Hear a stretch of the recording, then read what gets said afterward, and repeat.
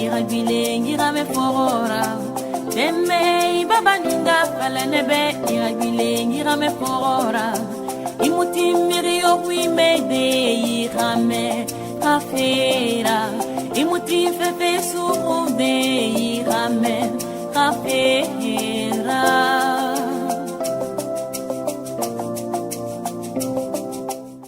Mesdames et messieurs, la valorisation du patrimoine culturel se présente désormais comme un puissant moteur multifactoriel agissant à la fois sur le développement durable, la réduction de la pauvreté, le rayonnement international et j'en passe. La communauté internationale l'a très bien compris et a décidé d'accorder à la culture la place qui lui revient dans la construction de nos sociétés et l'épanouissement des peuples. Au Cameroun, sous l'impulsion du chef de l'État, son Excellence Paul Biya, la culture s'affirme jour après jour comme un des piliers de l'émergence à l'horizon 2035. Et le majestueux musée national qui trône derrière cet hôtel et récemment inauguré par les autorités camerounaises est là pour le démontrer. Ce mouvement a besoin d'être relayé pour plus de visibilité, d'efficacité et de pérennité. Et la société civile est appelée à y jouer un rôle déterminant. C'est ce qui justifie aujourd'hui l'engagement de la Fondation Régine Domo dans ces secteurs. Le projet 100 musées à Télé Horizon 2050 que nous lançons aujourd'hui ressemble à un arbre fruitier. Après l'avoir planté, il faut l'arroser et l'entretenir avant de commencer à en cueillir les fruits et au-delà, assurer les autres récoltes saison après saison. N'est-ce pas là un excellent champ d'exploration? Et comme l'affirme l'astrophysicien Dr Sylvestre Maurice, le plus excitant est ce qui reste à découvrir. Il en est de même dans le cadre de la mise en œuvre du présent programme de développement culturel intégré. Un projet qui va contribuer à dévoiler et à valoriser ce que le Cameroun a de meilleur en termes de diversité, de richesse et d'expression culturelle. Notre rêve à nous est, d'ici 10 à 20 ans, de faire de Télé un grand village où dansent ensemble les cultures du Cameroun, d'Afrique et du monde. Un concert qui renforcera le statut du Cameroun en tant que pays carrefour et grand espace d'échange et de dialogue interculturel. Une dynamique qui, somme toute, milite et œuvre en faveur d'un meilleur positionnement et rayonnement de notre pays comme modèle de paix, de cohésion et de coexistence à l'échelle mondiale.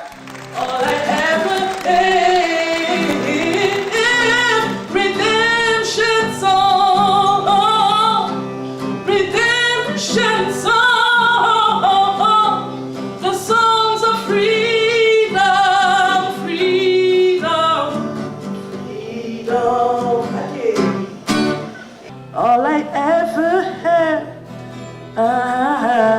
redemption song. All I ever had, redemption song, redemption song. The songs of freedom, freedom, freedom, freedom. C'est un réel plaisir pour moi d'accompagner sur le chemin de l'émergence des initiatives comme celle de la Fondation Régine Domo, qui a l'ambition de promouvoir et de réaliser 100 musées à Télé. Mon souhait est que, en tant que l'un des porte-paroles de l'émergence culturelle et artistique camerounaise dans la diaspora, mon souhait est que d'autres Camerounais se lancent dans des initiatives pareilles, parce que l'émergence camerounaise en 2035 devrait aussi passer par la culture et l'art au Cameroun. J'ai donc pris la résolution de prendre l'avion pour pouvoir personnellement prendre part et témoigner de l'engagement de la diaspora camerounaise à prendre part à l'émergence culturelle, à l'émergence camerounaise initiée par le président Paul Biya.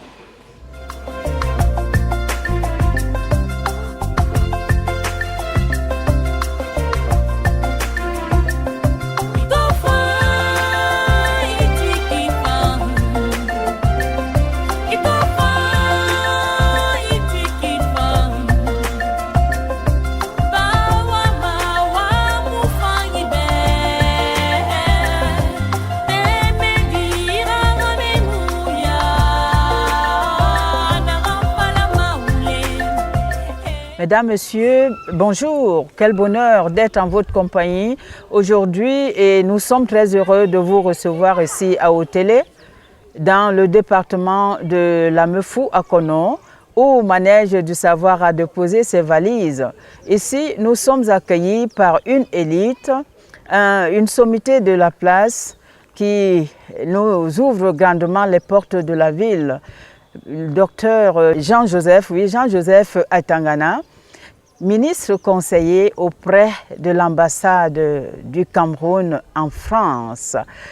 Retour aux sources. Mes hommages, Monsieur le ministre.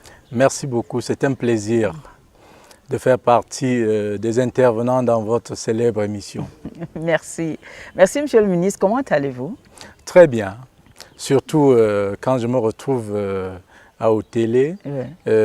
Une cité historique qui a bercé mes premiers pas et qui a conduit mes premiers pas vers l'école. Oui.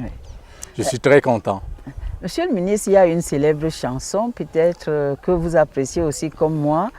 Je ne dirai pas l'auteur, de peur de blesser et peut-être l'ignorance, mon ignorance, mais au moins la chanson, on l'a entendue très jeune. J'entends siffler le train, et j'entends siffler le train, j'entendrai siffler ce train toute ma vie. Ça vous dit quelque chose? Ça me rappelle beaucoup de souvenirs, des souvenirs d'enfance, madame, parce que en fait, quand cette chanson est sortie, j'avais entre 7 et 12 ans, oui. Et je me souviens que chaque fois que je l'entendais, cela me rappelait, n'est-ce pas, l'ambiance de la gare d'Otélé, oui. Qui est rythmée par le passage des trains. Et surtout qu'il y avait à cette époque-là un conducteur célèbre, oui. Bizouli. Et chaque fois qu'il approchait la gare, et il avait une façon particulière à lui de klaxonner. Il faisait pam pam pam pam pam pam pam pam pam pam pam pam pam. Alors tout le monde savait que c'était Bizouli qui arrivait. Mais il y a une anecdote. Oui. C'est que de mauvaises langues disaient que c'était une façon pour lui d'annoncer à sa copine qu'il était déjà là. Mais c'est une bonne chose, monsieur le ministre. Otélé n'est pas une ville très inconnue. On sait que dans nos jeunes enfants, nos temps d'enfance, on étudiait Otélé comme embranchement qui menait vers Balmayo. Et aujourd'hui, qu'est devenu Otélé, nous voulions encore que vous réveilliez ces souvenirs. Et beaucoup peut-être ne connaissent même pas où est Otélé. Comment on y va? Qu'est-ce qu'on y trouve? Bien, vraiment, je voudrais dire à ceux qui ne connaissent pas encore Otélé que ce n'est plus qu'une question de moi. Parce que d'ici quelques années, tout le monde connaîtra Otélé, que ce soit au Cameroun ou dans le monde entier. Pourquoi? Parce que c'est pour des raisons historiques. Otélé, c'est une cité historique. Oui. Vous parlez de l'embranchement, ceci est encore très récent, mais on peut remonter jusqu'à l'époque coloniale. Oui. Dans vos images, vous avez certainement pris une bâtisse, n'est-ce pas, où il était écrit 1939. c'est la première gare d'Otélé. Donc, Otélé, c'est à la fois une ville historique et une ville, un carrefour de rencontre des peuples, un carrefour des peuples et où on a vécu, et on vit encore un cosmopolitisme très avancé. Parce que ici, à Otélé, vous avez eu les Allemands. Vous avez eu, pendant la période coloniale, vous avez eu les Allemands, vous avez eu les Français qui sont passés par ici. Et ici, à Otélé, c'est un mixage de toutes les ethnies. Cohabitent ici les Aoussa, les Béti, les Bamileke, les Bassa, et toutes les ethnies du Cameroun se retrouvent à Otélé dans une osmose vraiment parfaite. C'est pourquoi moi j'ai toujours considéré Otélé comme un Cameroun en miniature. Au même titre que on présente le Cameroun comme une Afrique en miniature, une sorte de laboratoire de l'intégration nationale qui est très cher à notre chef de l'État, son Excellence Paul Biya. Tout à fait.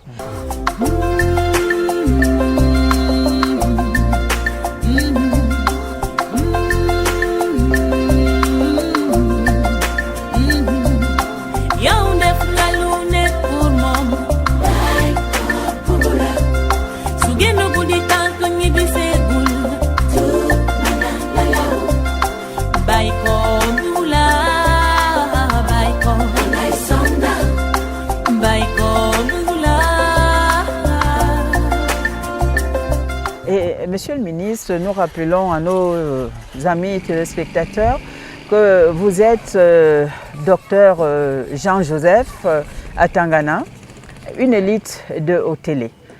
Vous avez un projet, un très très grand projet qui vous tient à cœur. Je ne veux pas le dévoiler, c'est à vous de nous dire lequel. Je pense que vous voulez parler du projet 100 musées à Otélé à l'horizon 2050. Oui, on en a entendu parler, on a vu même des banderoles dans quelques villes. À Otélé même, on a vu cette banderole à Yaoundé également. Justement. De quoi s'agit-il réellement? C'est un projet qui a été lancé par la Fondation Régine Domo, qui est née il y a de cela 5 ans et dont la présidente est Micheline Atangana. Et je voudrais remercier la présidente de la Fondation ici, dans votre émission, pour l'honneur qu'elle m'a fait de me nommer directeur exécutif de ce projet. Je lui en sais gré parce que c'est une charge très lourde et je pense que je serai à la hauteur. En fait, ce projet a été lancé à l'hôtel Hilton le jeudi 16 juillet dans un environnement où seuls les médias nationaux et internationaux étaient invités, parce qu'il était question pour la Fondation Régine Domo, pour la première fois, de présenter le projet de façon publique. En fait, dans la Fondation Régine Domo, moi, jusque-là, je continue toujours de l'être. Il est vrai que mon conseil, ma contribution bénévole a été renforcée par la fonction, la charge que vient de m'attribuer la présidente, c'est-à-dire directeur exécutif chargé du suivi du projet 100 musées à l'horizon 2050. Mais jusque-là, j'étais conseiller spécial de la Fondation Régine Domo. Et voilà un projet gigantesque sur qui comptez-vous pour réaliser réellement. Parce que quand on a dit 100 musées, je me suis dit waouh, c'est à voir, je rêve les voir. Madame, vous avez raison. vous n'êtes pas la seule à avoir cette réaction un peu surprise. Parce que quand on dit 100, sur le coup, cela vous paraît énorme. Oui. Mais je voudrais faire 2 petites précisions. Oui. Quand vous comptez jusqu'à 100, vous commencez par 1. Tout à fait. Alors, Ouais. donc, avant d'arriver à 100, il faudra bien commencer par 1, 2, 3, 4, 5. C'est pourquoi le projet intègre un chronogramme. Oui. C'est-à-dire que d'ici 1 an, nous allons nous atteler à rechercher les partenaires Oui. et les sponsors intéressés au projet. Et d'ici 1 an, une fois que nous aurons rassemblé tous ces partenaires, nous pourrons alors poser à l'horizon août 2016 la première pierre Oui. des musées. Du premier musée ou bien des premiers musées. Cela dépend, madame, de notre capacité à mobiliser les partenaires. Parce qu'il faut se dire que ce projet a la particularité d'être innovant.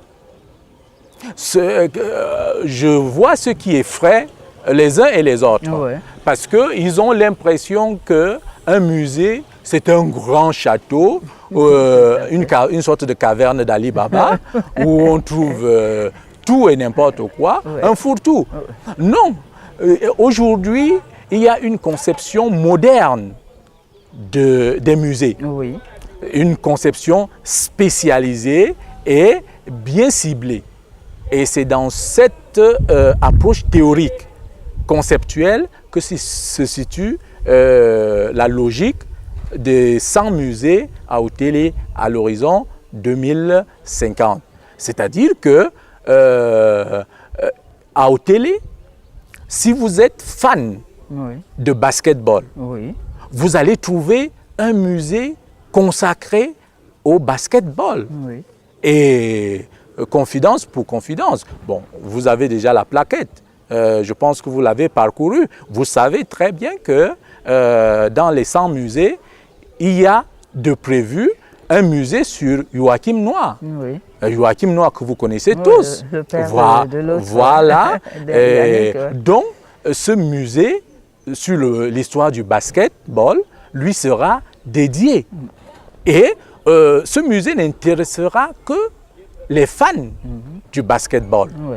Voilà. Et on n'a pas besoin d'un grand édifice pour avoir ce musée fonctionnel. Oui. Oui. Donc, voilà un peu la dynamique dans laquelle s'inscrit le projet 100 musées à Haut-Télé à l'horizon 2050.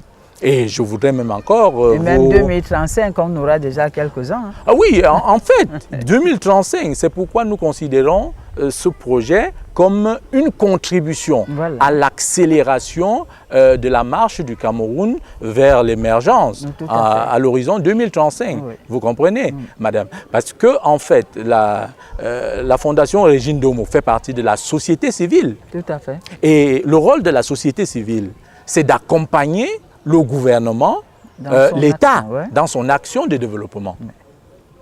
Mais nous sommes curieux de savoir qu'est-ce qui a motivé le choix des musées, pas de palmeraie ou bien l'agriculture ou l'élevage, parce qu'on sait quand même que ça c'est toujours ces souvenirs-là quand on passait dans le train, les œufs, les œufs, les œufs, les œufs, les œufs, les œufs, les œufs.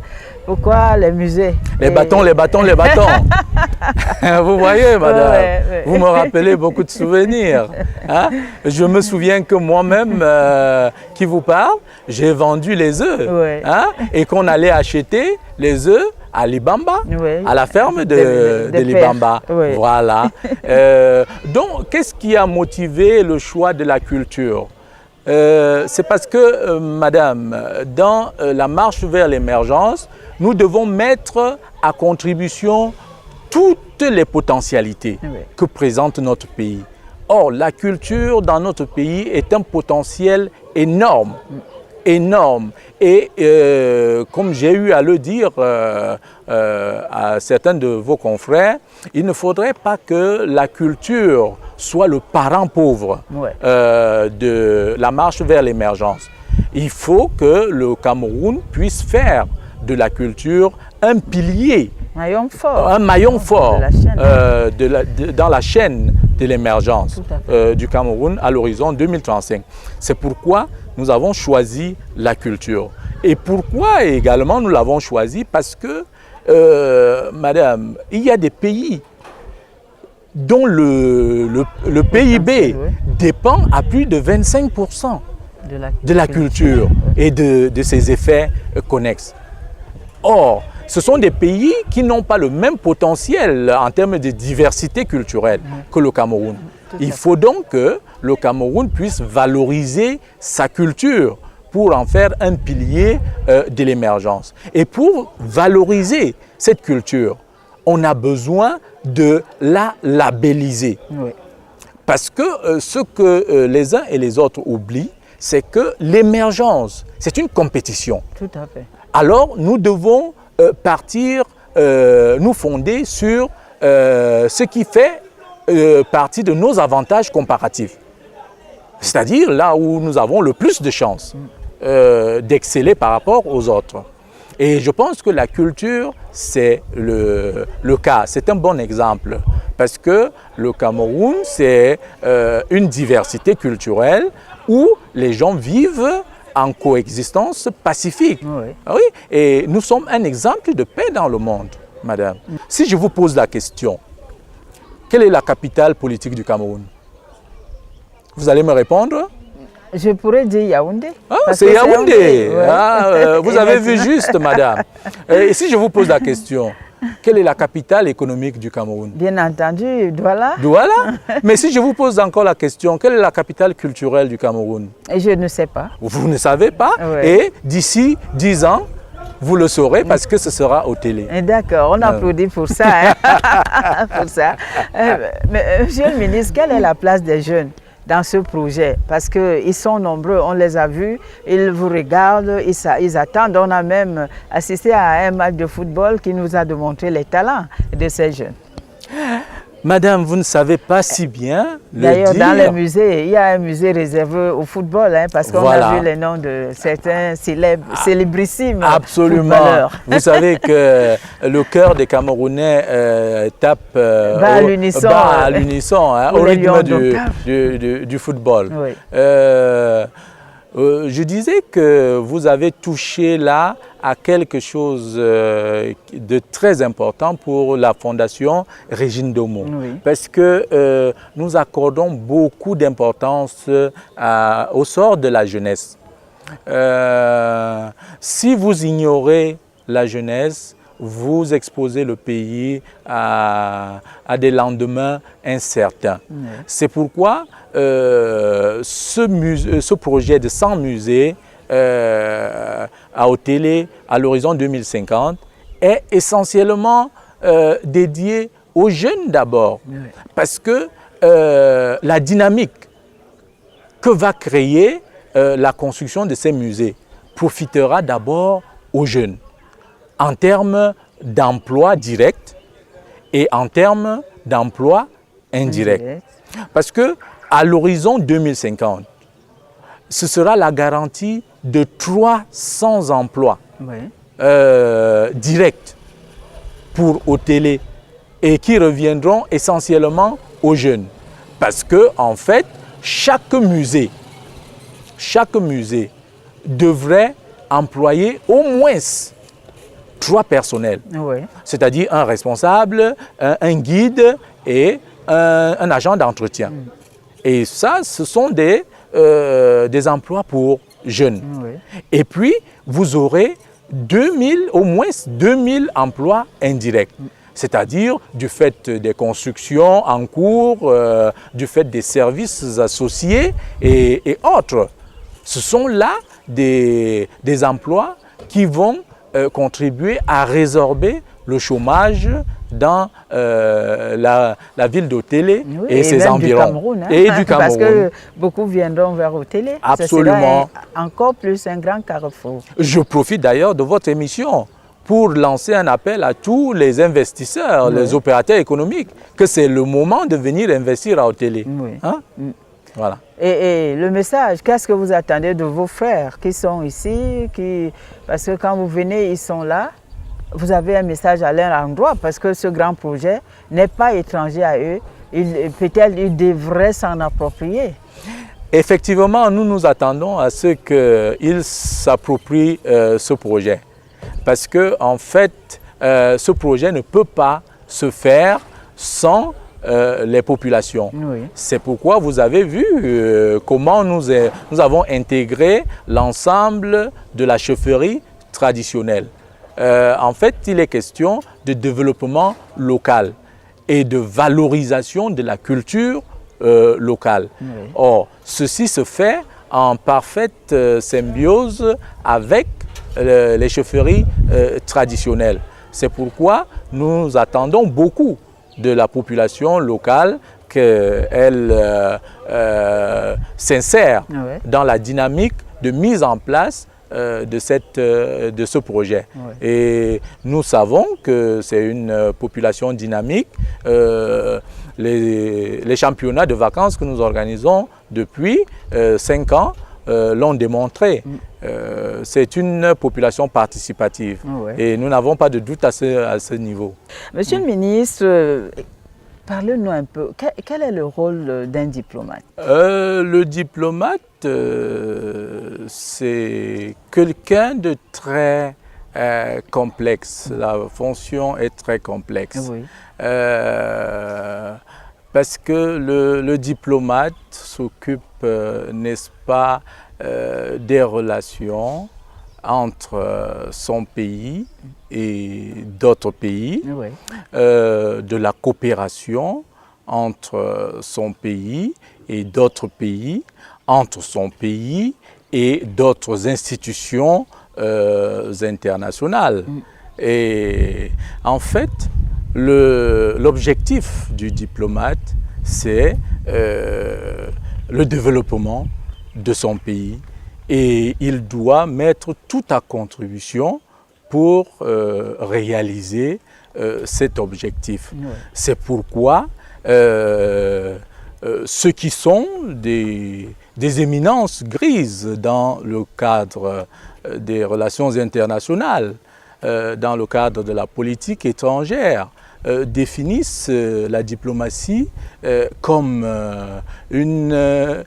un art d'être et un art de faire. Oui. Oh, oui, parce qu'il y a dans la diplomatie l'attitude, l'art d'être et l'action, l'art de faire, d'agir, au-delà du fait que la fonction première du diplomate, c'est la représentation. Oui. C'est-à-dire que le diplomate représente son pays auprès des autres États.